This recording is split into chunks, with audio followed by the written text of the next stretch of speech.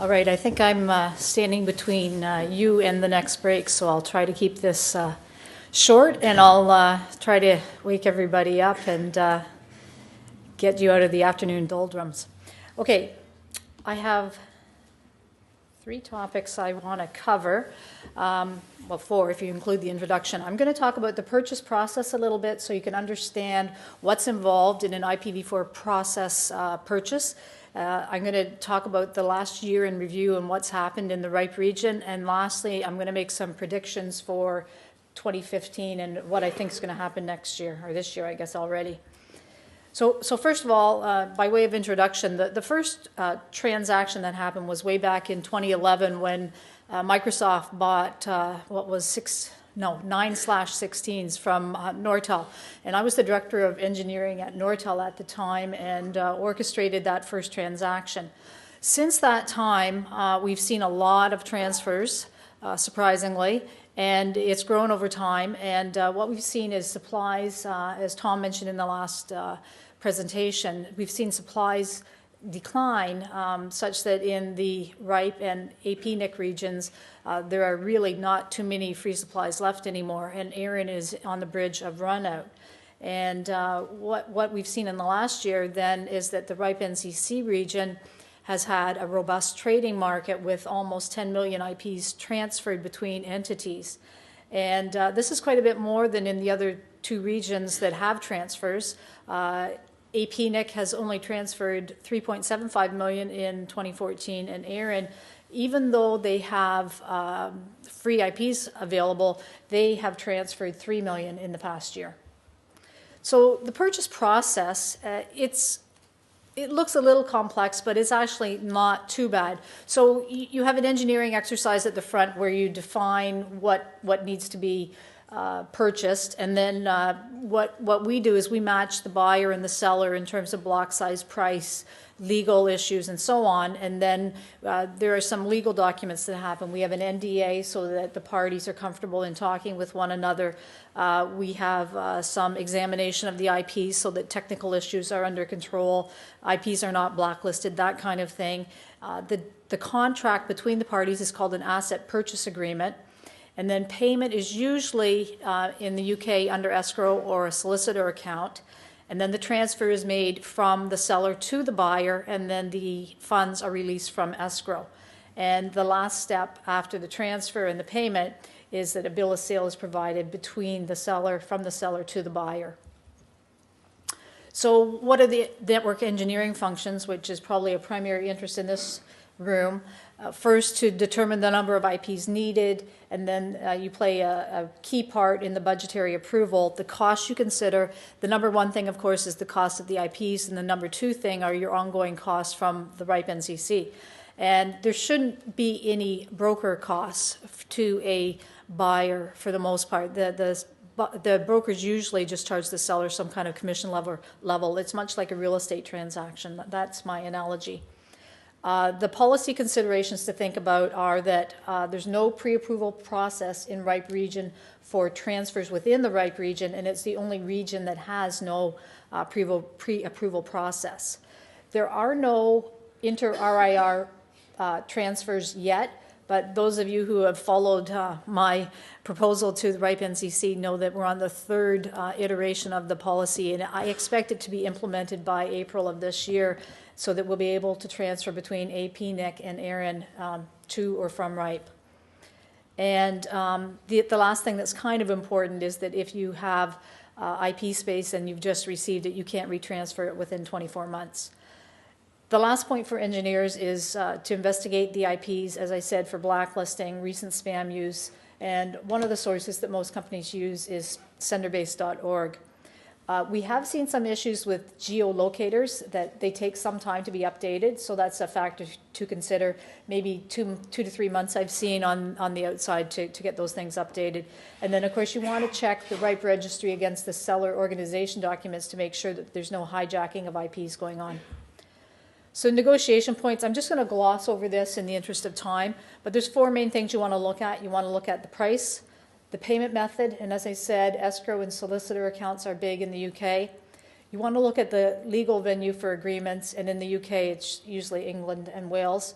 And last in is warranties. So usually we see as-is condition for IPs when a sale is done.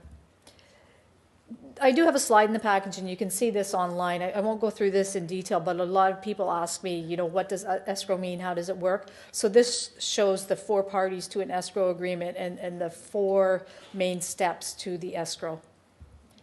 So on to topic number 3, the year in review. So the transfers in the RIPE region, as you can see, they've increased over time, and I would expect this to continue. And you can see that the total, basically, by month 12, December, it got up to almost the 10 million mark.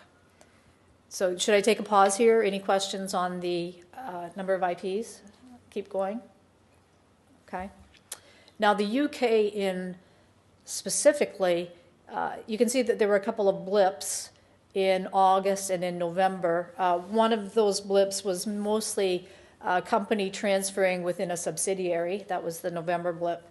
And the other was a large company purchase. The source of IPs, I think, is always very interesting. You can see the bottom number, that the UK to the UK is by far the largest category. So UK companies like to buy from other UK companies. But you can also see that Western Europe is pretty predominant, with Germany and the Netherlands as pretty good sources. And other than that, you know, there are lots of maybe single transfers from other countries. Okay, last, I get asked about price a lot, and I'm pretty open about prices. What we see is 2 things. As the block size gets smaller, because the fixed costs per transaction are pretty much constant, you're allocating that fixed cost over a smaller number of IPs.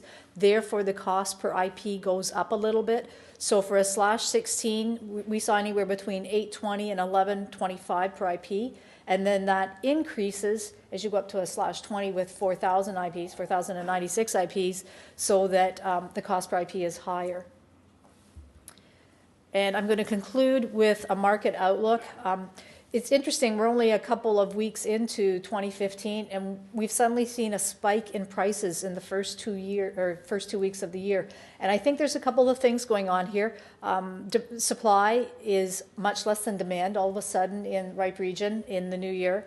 I think also somebody mentioned to me during the break that perhaps it's because ARIN runout is imminent. The other thing that I'm kind of wary of is what will happen when ARIN runs out, which the previous speaker, Tom, mentioned could happen within a couple months. If you do a straight line trajectory on past transfers, it could be as late as July. So there are a bunch of things that are playing with what could happen on prices. And the other thing, of course, is the inter-RIR transfer policy, which could bring prices down in the region. And lastly, we've seen that ARIN prices, so I mentioned that you've seen prices as low as roughly $9 an IP in RIPE region. We're seeing $7 an IP for a /16 in ARIN region, so that's like a $2 discount in ARIN region. And I don't think we'll see prices harmonize until the policies harmonize. So the fact that there are more IPs in ARIN region, you still have to do all this needs justification work, and until you get the harmonization, I think you're going to see companies prepared to buy and pay a little more in RIPE region to avoid having to do that needs justification. So I'd be glad to take questions. Go ahead. Hi, Trev on that. Just as a point of clarification, we talk about selling IPs and we're talking about transferring. Do we actually own the IP addresses to sell them? And what are we legally selling? You're selling the rights to use the IPs in the contract. So the company that sells does get money for the rights to use the IPs, and then you transfer them to the buyer, which is buying the rights to use the IPs. Go ahead, Jim. Jim, first of all, to go back to what Trevor was just saying before, is that IP addresses are not considered policy under most legal frameworks, and there would potentially be some interesting accounting issues if you sell a large chunk of address space and then you have to go back and restate your accounts because they weren't on your balance sheet. At least that's what a finance director told me. Anyway, my question was, Sandra, is that the transfer market such as it exists in the RIPE region, have you any information or insights into how the transfer market affecting UK organisations compares to other countries inside the RIPE service region? Is the UK more active or less active? Is there any kind of trends you see there, or is there anything of that going on? Have you any insights about how this transfer market is applying here? Right, so the total number of transfers in all of RIPE region was almost 10 million, so the UK is a little more than 10% of it. So I would say, Jim, that it's, 10% is 10%. The other active countries are, Russia's very active, Iran's buying.